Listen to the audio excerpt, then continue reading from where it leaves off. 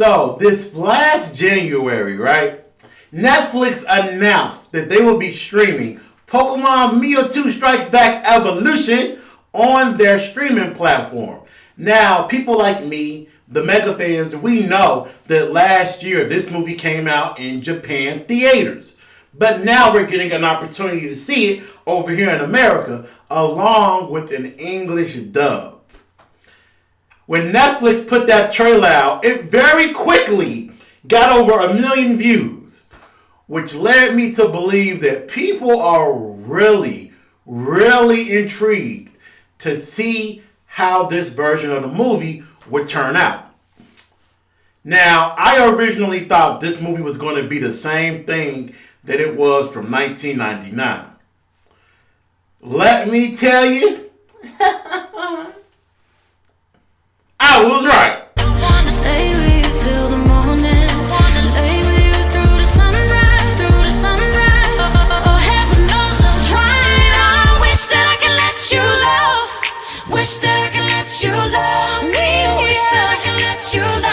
So, for this review, right, there's going to be a lot of callbacks to the original 1999 movie because this film is very much so a remake of that classic film, damn near shot for shot. Now, me being 25 years old, that movie was a huge, huge part of my childhood. First time I ever cried in the theater was when Ash died, okay? So, I'm very submerged in that movie, and we're going to talk about that one while also talking about this one in comparison. The best way I can describe this movie is if you've seen the original animated Lion King movie, and then you watch the 2019 live action version. Yeah, it's like that. A shot for shot, moment for moment. If you've seen the other one, you've seen this one with only a few minor changes. Meaning, I was right. Now, the plot of this movie revolves around a group of scientists that are researching the Pokemon Mew. But in doing that, they found enough of the DNA from Mew being left over that they're able to create a clone called Mewtwo. Mewtwo gets treated like shit early on. So Mewtwo eventually begins to hate humanity and views Pokemon kind of as slaves to humans. So that encourages him to prove that he's not only the strongest trainer, but the strongest Pokemon in the entire world. Translation, it gets real. Now this movie opened up with a shot for shot of the original 99 version. We see Mew flying through the forest, following the scientists. But what this version did that the original didn't do for me was I very quickly saw and really understood as an adult how fucked up those scientists and Giovanni were treating Mewtwo. We see when he gets out of his tube that's holding him in. Once he busts out of that, he starts to ask questions. Okay, do I have a mother? Do I have a father? Am I related to Mew? And the scientist tells him, like, hey, look, player. There's only two ways life happens on this planet. Either by nature or by man.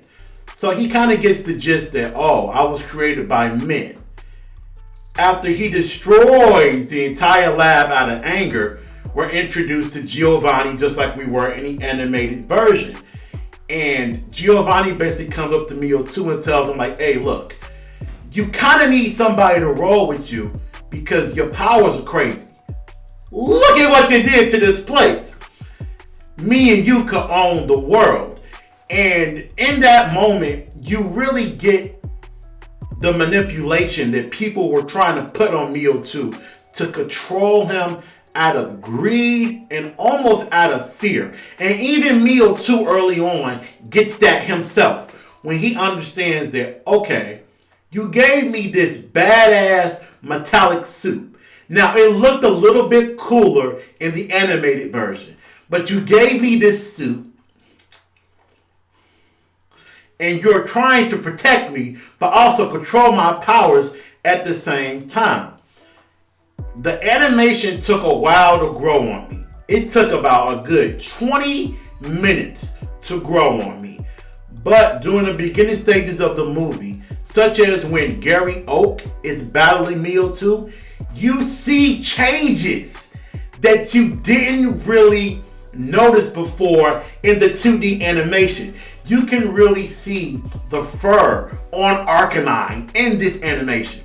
You can see Onix is really detailed in this movie. In the original animated version, Onix was a Pokemon that had like a couple of scratches on him and maybe a shadow. And it was like, hey, it's Onix. But in this version, you can really see the details in the rocks. You can really see the gravel, and it was really well done when it came to battle in this movie. When they use fire attacks, you can feel that fire. I was like, oh shit, my ass hot. You can feel that watching this movie. The opening battle with Ash fighting that one random trainer that found him out of nowhere, it's basically the same, but in this version, he looks like Jack Sparrow. I don't know why they gave him dreads, but okay. The battle plays out the same. Ash uses Squirtle, Bulbasaur, and Pikachu. The biggest difference is that the trainer he's battling has a Drowsy instead of a Golem, which was a really important change, because why would Pikachu, being an electric type, be able to knock out Golem, a rock type, in one hit? That didn't make sense in 1999, and they changed it in this movie. I thought that was really cool. Now, the one thing that doesn't really work for me early on is Jesse James and Meowth are Jesse James and Meowth from 1999. We know their comedy in that era was really designated for that era. In this movie, it looks weird and it sounds stupid. It does not work. Jesse calls Ash frequently in the anime a twerp. That twerp's ruining everything again. Quiet, young twerp. She does that in this movie and it's cringe. You saw James pull a skillet out of his ass. That looks so weird in this animation style. It works way better in a 2D format, but in a 3D format, it looked pretty bad. Now, I don't want to beat up on that, because there are moments where the CGI shines. You're able to see things you weren't able to see before. Like, for example, when Ash, Brock, and Misty, after they get invited to the island, when they go to the Pokemon Center, you see Mewtwo inviting hundreds of people to this island. That Pokemon Center was hacked. You even had one trainer that had like a Weedle. He was carrying a Weedle in his arms. And I'm watching this last night like, use a scrub. You really don't want to go to that island. Trust me. If you go to that island, bad things are going to happen to you and your Weedle. You really don't want to go to that island. Scrub. But the camera angle is able to capture bigger things. Even another change, not related to the camera angle, but the writing, was that Mewtwo invites Brock and Misty to the island as well, because he knows that they are gym leaders from Cerulean City and Pewter City. I thought that was a really cool change. It made more sense than them just tagging along being Ash's friend. You even see more trainers that are trying to go to the island to battle the storm that Mewtwo created. And you saw one trainer hop on and his Scyther was going to carry him to the island. You saw another trainer hop in the water on top of a Kingler. Now, I'm not trying to be Mr. Doom and Gloom, but does anybody remember seeing those trainers at the island? Did they die trying to get there? I think they died trying to get there. I'm just saying. Now, watching this as an adult, it being a shot-for-shot remake, I never really caught on to the weirdness of Nurse Joy calling Mewtwo Master. That was weird. Weird.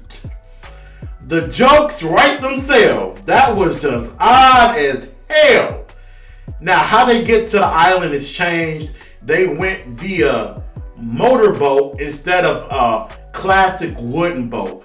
A nice 2020 change. As Ash, Misty, and Brock are trying to get to the island, you really do in this version get how dangerous what they were doing was. In the original version, you got that a little bit.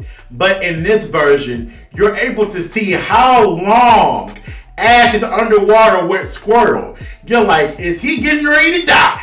You really get that sense of danger because in this movie, more than just referring to the angry sea as a storm, it was also referred to as a hurricane. Now, where I come from, storm, I might take that on. Hurricane, nah, I'm good. Ash is extremely courageous for going through that, as well as Misty and Brock with her Starmie. I thought that was a nice detail that the 2D version wasn't able to do, but the 3D version was. I gotta get on my soapbox for 1 second, y'all. It was heartbreaking to not have Veronica Taylor voice Ash Ketchum in this movie. The voice actress that voices Ash in this movie is the same woman who did it from Battle Frontier onwards in the Pokemon anime. So a lot of people that grew up with Battle Frontier being their Pokemon, you're completely okay with this. But for me, it just didn't feel right with it not being Veronica Taylor. I'm going to be completely honest with you guys. She forever will be my version of Ash Ketchum. No disrespect to the actress that does it now, but Veronica Taylor will always be my Ash. That voice is so iconic. You also have the voice actress for Misty and the voice actor for Brock that's changed. Now, their changes aren't as noticeable as Ash's are. Ash's changes are pretty noticeable, but on a bright side, whether you're talking about the anime or different movie timelines, the Ash-Pikachu relationship is dynamic. They don't even have to tell you why it's dynamic. You can look at the screen and feel it.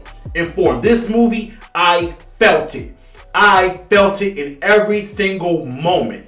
Their bond is one of the greatest in all of anime and transcends them having to tell you why they care about each other. You get it instantly. The second half of the film takes place on the island, just like the original version. And in this version of the movie, you have minor changes, right? When you have Venusaur fighting the clone Venusaur, Venusaur uses Leaf Storm and Energy Ball. Use Energy Ball! People that play the Pokemon games, y'all know those are 4th and 5th generation Pokemon moves. Long story short, they were not around in 1999. That was a really nice change. Now, unfortunately, we didn't get the changes that I wanted to this version of the movie. I was part of the group of people that thought, hey, why don't you mix it up a little bit? Instead of the Pokemon in this movie just being the original 150, you can give to me, let's say, 10 from Generation 1, 15 from Generation 2, 30 from Generation 3, etc., to really mix this movie up. Unfortunately, they didn't do that, and I thought that took away from some of the newness this movie could have presented to people that saw it before. If you're a 90s kid like me, as this movie continued to go, you are mentally rushing towards the end. Let's see if they're going to do the classic song. Y'all know what I'm talking about. this song. Brother, my brother, tell me what are we fighting? We got to end this war. Should love, But they did not use that song for this movie. I thought that was a tragedy. That was tragic. That was blasphemous. That was egregious. That pissed me off because the scene did not hit the same without Brother, My Brother. They played some type of weird orchestra, Phantom of the Opera, violin, xylophone type thing for that battle. And I was like, is anybody getting any emotion out of this? And that entire scene fell flat for me. Once you see Ash run out and try to get Mew and Mewtwo to stop fighting and he gets killed, this is a very pivotal moment. Can they get that same emotion from the 2D version to this? And I'm here to tell you, it did not hit the same. Your boy Ash got turned into a tin can. He got turned into aluminum during the last battle. I thought that looked silly as fuck in 3D. And it just didn't hit the same, right? I didn't get watery eyes. I didn't feel emotion from that. And maybe it's because I've seen it 1,000 times in 2D. Maybe that's why. But it just didn't hit the same for me personally. I would have even did something different where maybe Ash gets transported to a different dimension. I would have did something crazy like that instead of trying to tread over the same waters, because it's very hard to get that same emotion from 1999 in the 2020 version. That's very, very hard because Pokemon was a different entity in 1999. You as a kid watching Ash die on screen, you said, oh damn, what about the show? So, ain't no more Pokemon on Kids WB? Is that what you trying to tell me? Ain't no more Pokemon TV show? Okay, y'all ain't shit for that. Y'all ain't shit. So here we go. The Pokemon movie, Mewtwo Strikes Back Evolution. What does it get? What does it deserve? The Pokemon movie gets a mother freaking C+. Like I said in my reaction from my other channel that got deleted, this is the same movie from 1999. There are advantages this movie has compared to the other one. But overall, I still believe the 2D version is better than this version of the movie. It just hits you different. This version is not terrible. If you are a hardcore fan of Pokemon like me, watch it one afternoon when you got time. We on quarantine, so you got the time. And you might actually enjoy it. Now, it's been weird, but it's been real. That was my first Pokemon review on the channel, and it feels good. Yeah. Get out of here, bitch! 4G's on the G. I jump into the bloody bottoms.